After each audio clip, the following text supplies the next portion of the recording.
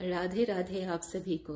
चलिए आज बात कर लेते हैं ईर्ष्या की, जिसे हम कहते हैं जेलेसी।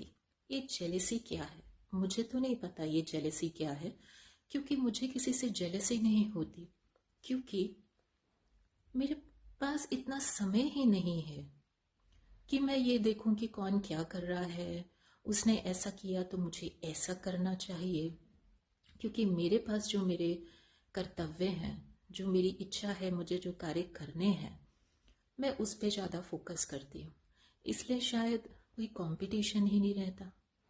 क्योंकि अगर हम ये सोचें, हमें जो रिस्पॉन्सिबिलिटी मिली है, जो कार्यभार मिला है, उसको हमने बखूबी एक अच्छी सी स्ट्रैटेजी के थ्रू निभाना है, तो आई थिंक आप अपने आप में परफेक्ट हैं। और उसमें भी अगर आप अपने शाम को सरेंडर करके काम करते हैं, तो उनकी जो असीम कृपा और जो गुरु कृपा होती है, जो इष्ट बल आपको प्राप्त होता है, तो ईर्ष्या का तो मतलब ही नहीं बनता। देखिए, ईर्ष्या तब होती है जब सामने वाला आपसे कंपैरिजन करता है, और या उसको ये लगता है कि वो हमसे थोड़ा इंफीरियर है, उसके अंदर कमियां हैं, क्योंकि उसकी सोच ऐसी है। उसकी नज़र उसके पास भरे ग्लास पे नहीं है, उसकी नज़र उसके पास खाली ग्लास पे है।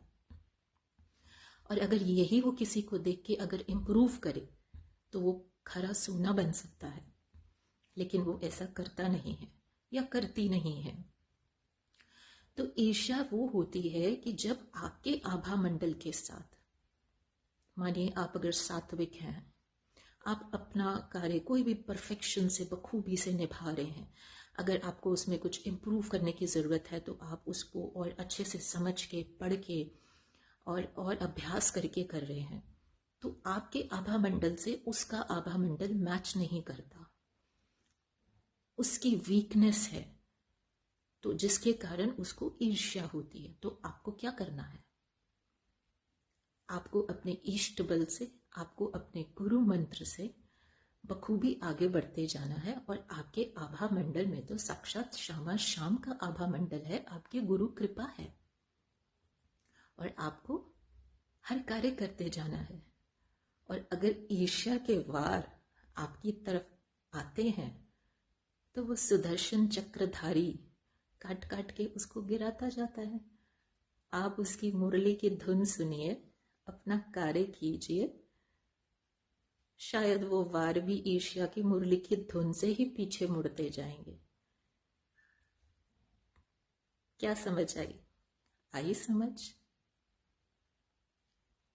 अगर आ गई तो ईर्ष्या पे ज्यादा ध्यान ना देके, जिन लोगों के अंदर ऐसी ऐसी खूबियां हैं, ईर्ष्या करना, वार करना, तो वो अगर ईर्ष्या पे ज्यादा ध्यान ना देके एरिया ऑफ इम्प्रोवाइजेशन पे ध्यान दें, तो शायद वो भी अपने आभा मंडल को प्रकाशित कर लेंगे।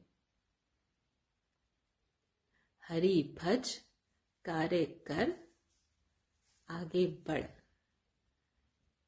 क्या समझे? समझ गए? राधे राधे।